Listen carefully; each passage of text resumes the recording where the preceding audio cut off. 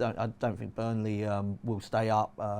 Wasn't sure about them last season, and they're about to lose James Trafford as we speak. Looks like he's on his way out, and I don't think they've done enough in the final third to kind of stay up. Sunderland, I mean, they're having a go at least, but were quite a way off Leeds in the Championship last season, and they have lost Bellingham as well. I think Leeds will stay up. I thought that even they have signed, been quite aggressive in the transfer market, but I actually felt what they were doing last season might have been enough to keep them in the league, and that does make it dangerous. Interested to see, Nick, where you kind of had Leeds last season in terms of if they were a Premier League team, because they were going off like 2-7 and stuff like that in some games. They'll probably be the highest rated Championship team since Wolves won it, and they came up and stayed up very comfortably. So that is a potential blessing for Leeds.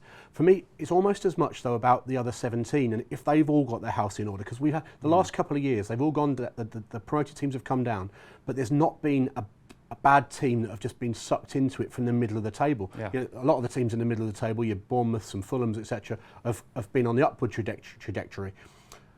I'm not so sure this year every house is in order. I look at West Ham under Potter and just I see problems. Brentford, new manager that hasn't managed in the Premier League, and best players leaving. The keeper's gone, and Mboimo's gone, and maybe Visser goes as well, and the lost one, the midfielder Norgard to Arsenal as well. Wolves lost State Norrie to Man City and Cunha. They're trying to bring players in, but so far, Arias has come from, he did well at the Club World Cup, but need to do a lot more. Everton, David Moyes is in the paper yesterday saying they need 10 new players. You won't get 10. No. You might get 5 or 6, but if he thinks he needs 10, just won't happen.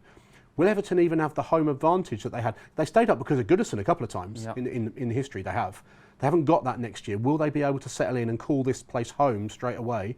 Or if they have no home advantage, it would be pretty Everton-like to get relegated in the first season in a new stadium, wouldn't it? So I'd have an issue over them, and I'd also have a slight concern about Nottingham Forest having to play Thursday, Sunday every week, which they've not had to do before. Gibbs White is staying, but clearly wanted to go. Yeah.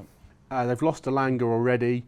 The owner's a bit of a maverick, and if they got, he's obviously told Gibbs White, stay with us for a year, and if we don't get in the Champions League, you can go. So that'll be his target.